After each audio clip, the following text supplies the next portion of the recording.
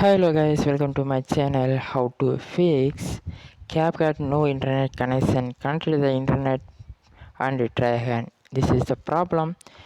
I am already connected the network connection. Then step by step follow it to solve this problem. Okay.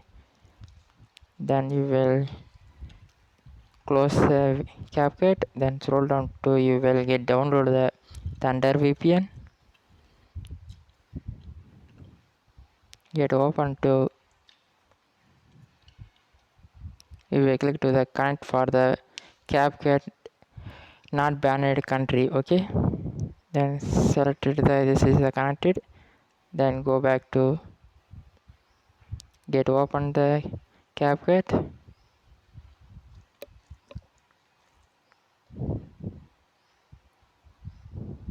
You will see this video.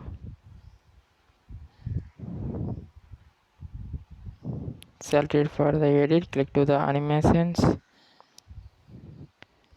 You will see the all animations you are showing. Okay, this is the problem issues for solve it.